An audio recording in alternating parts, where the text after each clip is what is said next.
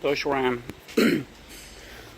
3500 is a 2001 diesel. Customer concern, lack of power when on acceleration. As we can see here, I got a setup here on my leaf pump. After the leaf pump to the filter, hard to see. Got a fuel pressure gauge, and way down there I have a vacuum on the suction side. I got a vacuum gauge. So we're gonna start this engine and see what happened here. I'm working here on this 2001 Dodge Ram 3500 diesel, and the customer complaint here is lack of power, under load, under acceleration. So he has a fuel pressure gauge, and he say he relies on his gauge, and when the vehicle is going up hills, it's losing power under load, and the fuel pressure is getting close to zero, he said, near to zero. And we kind of quizzed the customer and asked him if he recently have done any works, because he brought the truck to the shop because he said he wanted we to replace the leaf pump, which is a common item to fail on these vehicles. And so we asked him about history. Had you recently done any work, any changes? And he said yes. They replaced the fuel sending unit because it wasn't measuring the fuel accurately. And then he said, okay. So at this point, he said the changes in pressure were right after he did that. Something calls attention here. Someone commented on one of my videos and said, "Hey, don't tell me about history. I don't care about that one. I wanted to know what has the vehicle and what fix it. Don't spend your time on that." Well, this is one of the cases where history was key to fix this vehicle, or I could have fixed it without without having the history, but I could have been spending way more time, because at this point, in the back of my mind, I know where I'm going and why. So customers saying the pressure were fine before and now they're going near to zero, and before he said they were going about 7, 8, a wide open throttle, under load, and now it's going near zero. So something has to be done in between the work. So my first thought was maybe the pinch line and creating restriction. So I checked the lines and I didn't see any restriction, pinch line. So I decided to remove, they call fuel pump module, but it's not a module, it's not a fuel pump inside. So then I removed that one to eliminate just the tank area. So that way I'm leaving all my lines to make sure, to check my lines too. So then I disconnected that directly on top of the tank, and I substituted that one for one hose, and I just brought it to a container. And now my pressures were like correct.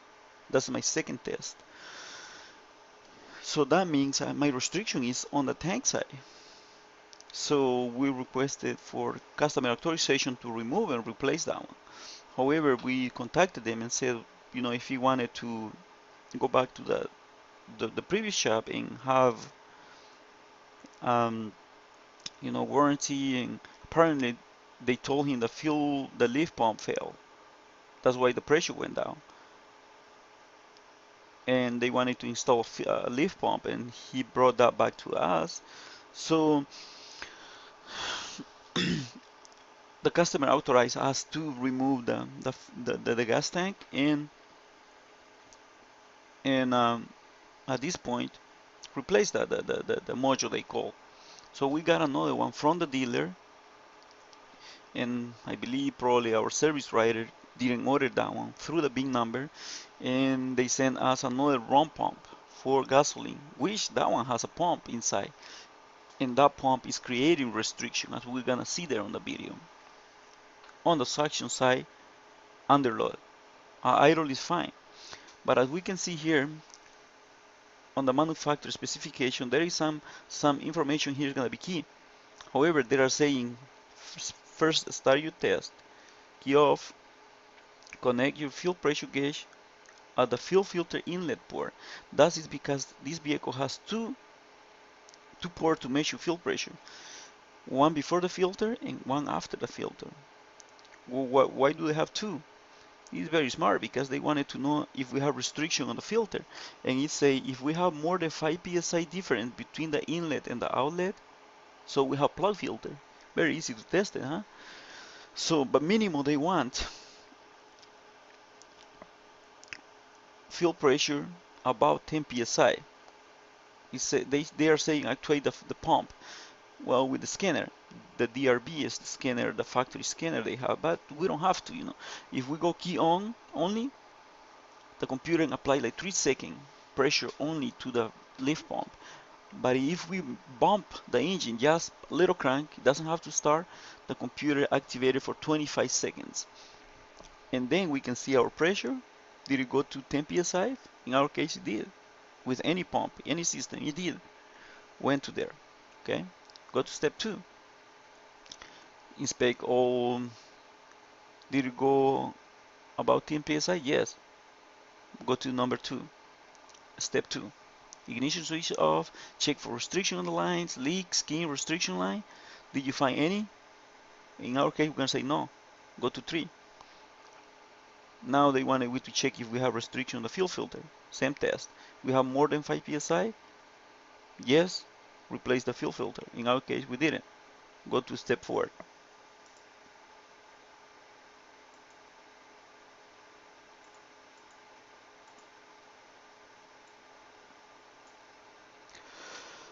So step 4,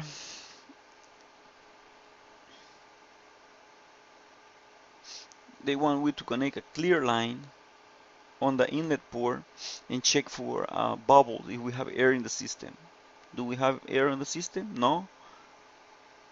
Repair the loose or leaking fuel line on the fuel tank module. We don't. We're done. They're saying according to this. If we had any loose vacuum, whatever, they say to connect the fuel pressure gauge to the fuel filter inlet port and check the fuel pressure about 7 psi. We have more than that. This is the important part here. Ignition off, engine not running, using unprepared service procedure, connect a gauge to the transfer pump inlet port and actuate the pump. Same thing, you know, we don't need scanner for this. We want to work the vehicle the way how it works.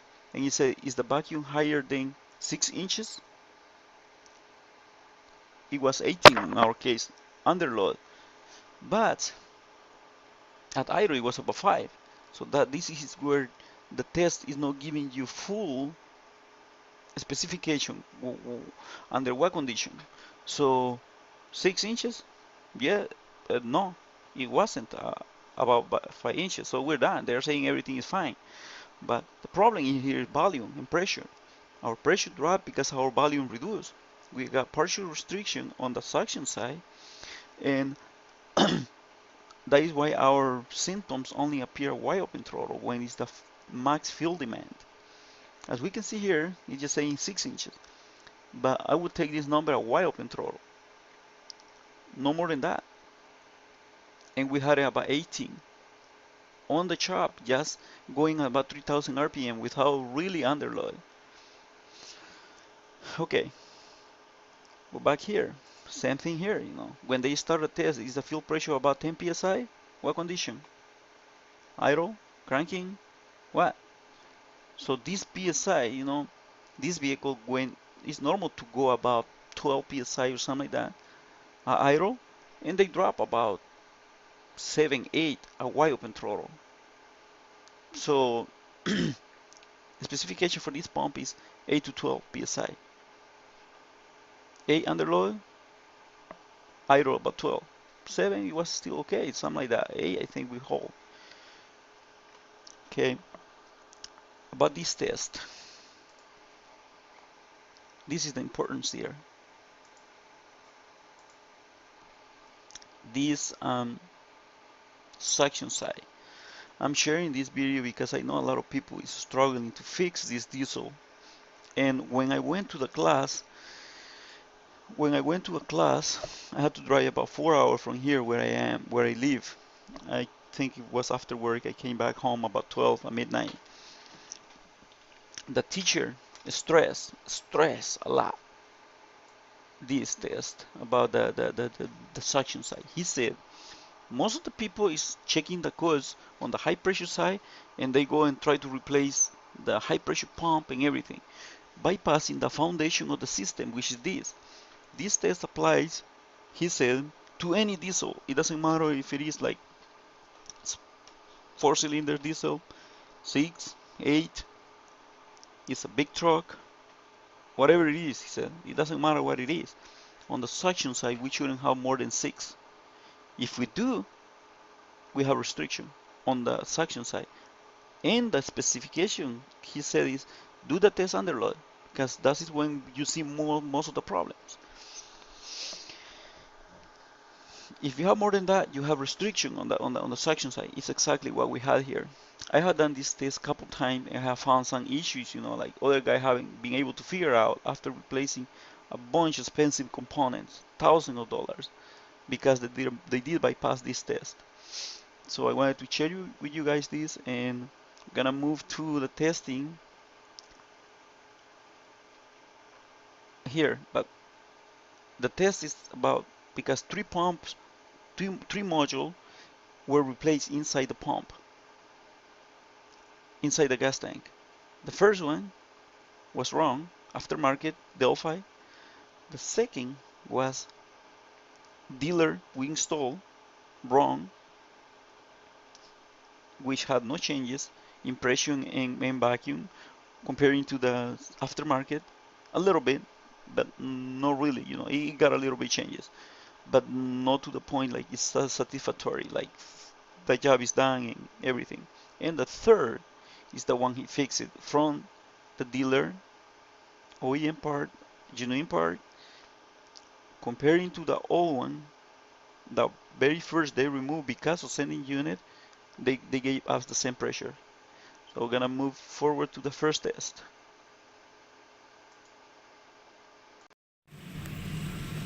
The instructions say bump only the key. Do not start, just bump it, and I should get about 10 psi of fuel pressure.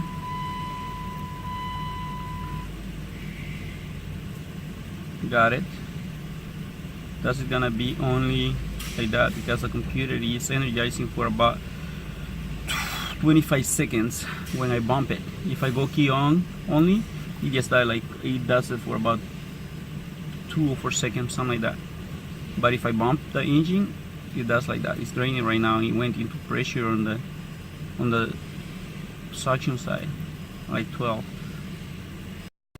Now I will start the engine. We're gonna see what's going on.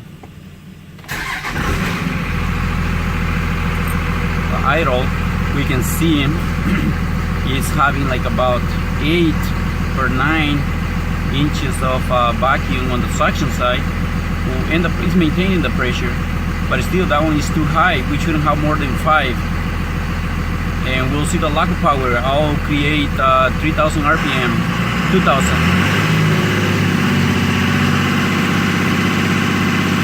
We're losing the pressure and the vacuum is increasing on the suction side.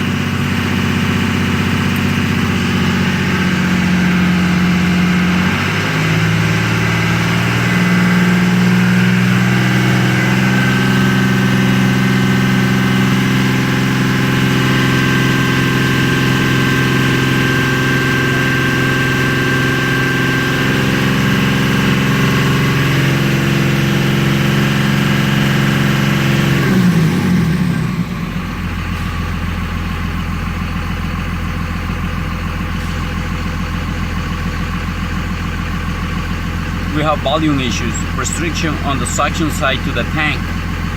Now we're gonna substitute the line, remove it from the gas tank, and find out where is that restriction.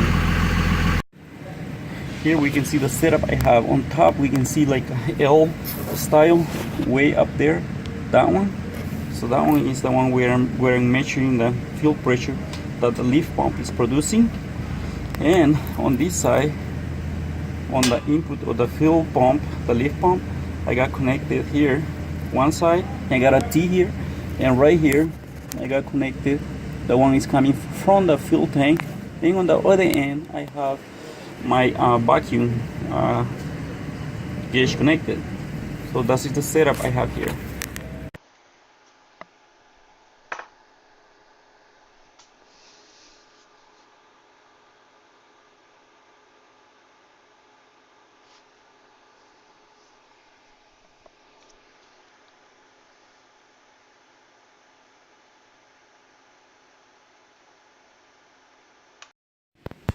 So we have substituted here the gas tank. Got some fuel here to eliminate the restriction on the gas tank.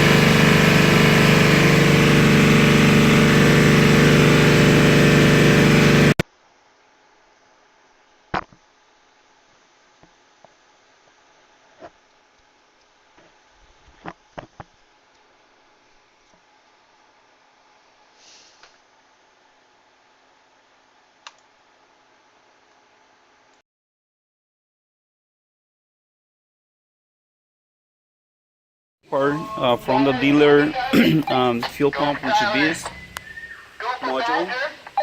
We're gonna be installing that and testing, and this is the new Delphi unit aftermarket.